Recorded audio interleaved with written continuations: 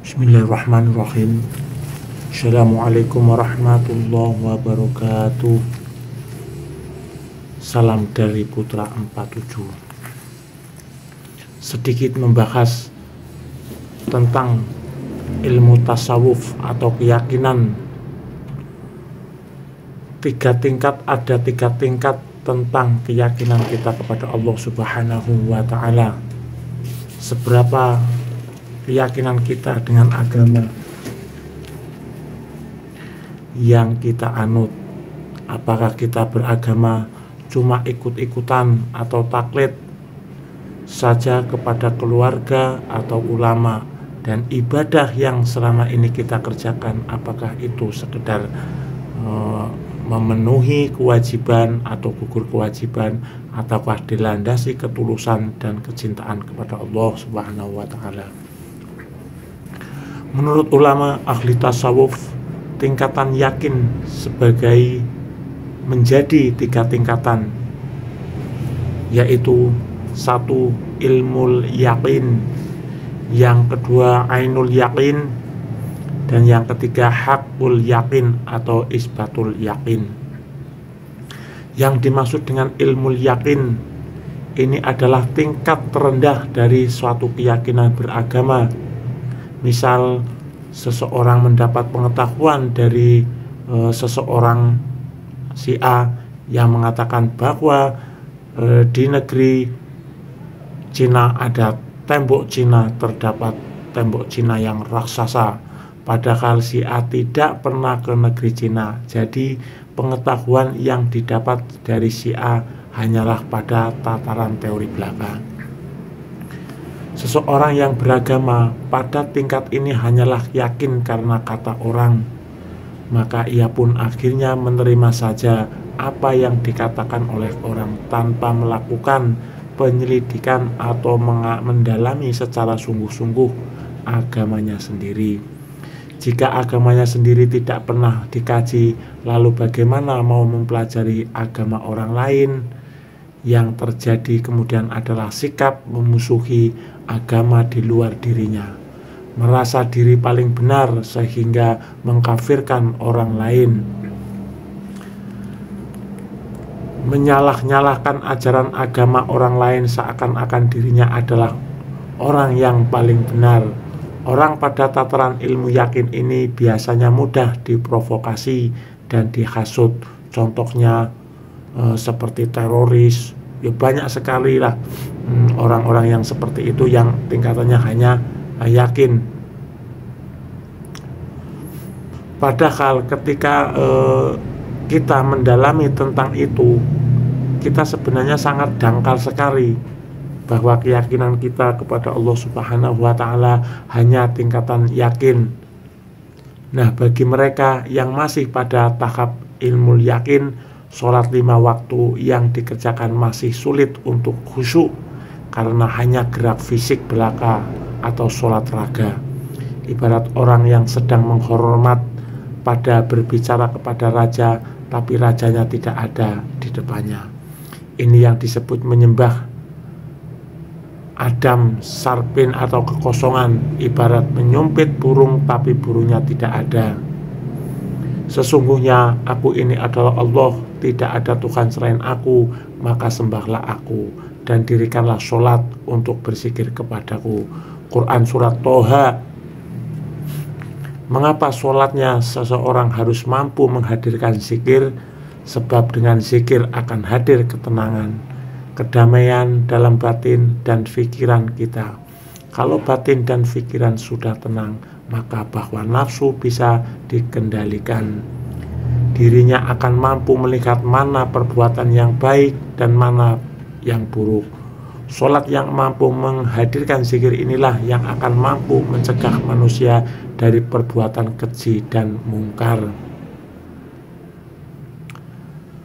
Tidaklah heran jika kita sering melihat orang rajin sholat, punya pengetahuan agama yang luas, tapi malah jadi tersangka kasus-kasus korupsi.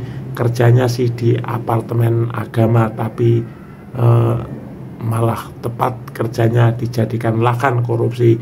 Inilah Tandanya orang yang melalaikan sholat, rajin ibadah ritual tapi masih suka KKN.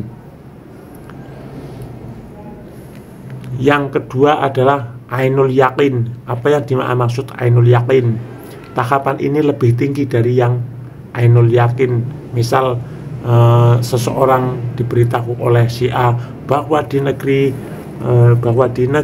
Jakarta ada Monas, dan ternyata si A belum pernah ke Jakarta melihat Monas yang tinggi. Jadi pada tahapan ini seseorang mendapat pengajaran dari si A yang pernah mengalami atau praktek.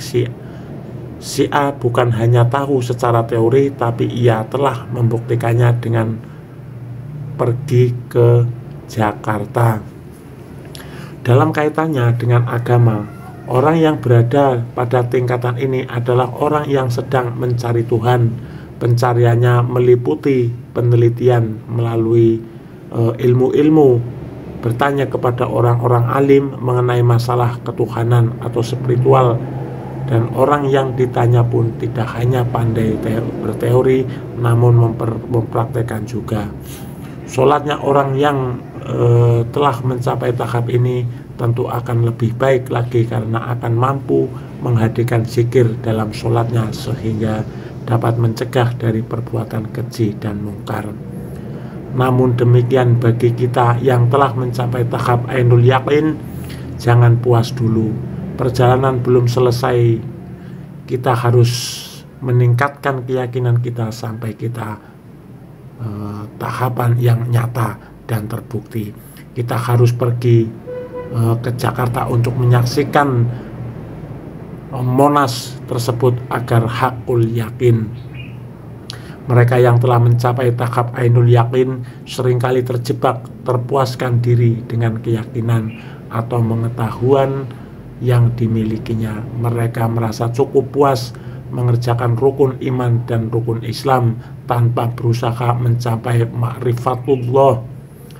Sebagai dari mereka sering berceramah tentang keutamaan mendapat Lailatul Qadar, tapi mereka sendiri tidak pernah mendapat atau mengalami pengalaman Lailatul Qadar.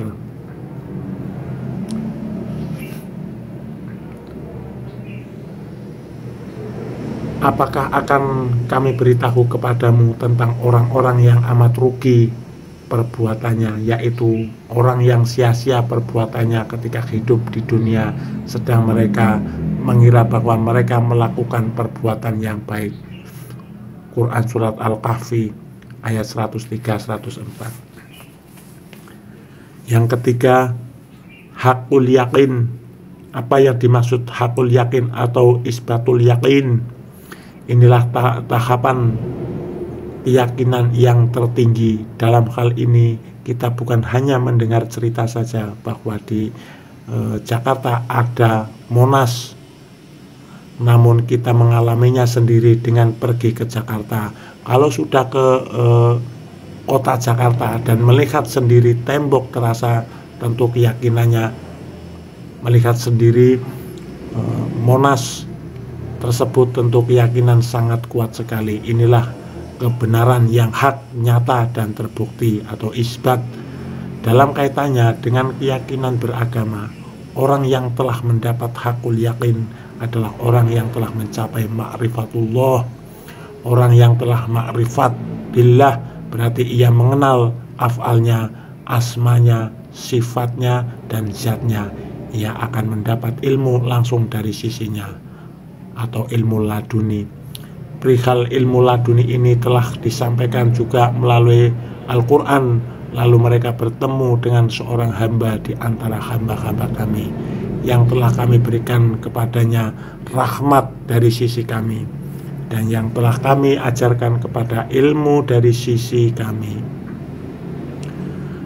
Dan bertakwalah pada Allah Subhanahu wa ta'ala, niscaya Dia akan mengajarimu. Quran Surat Al-Baqarah.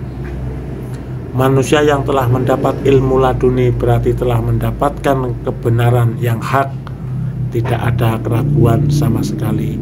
Mereka pun telah mencapai Mi'raj, bertemu dengan Allah Subhanahu wa ta'ala. Bagi mereka Isra Mi'raj adalah peristiwa spiritual yang langsung dialaminya sendiri, bukan teori belaka.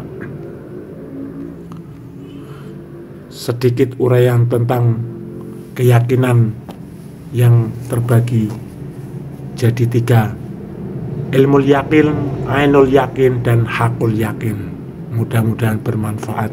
Wassalamualaikum warahmatullahi wabarakatuh.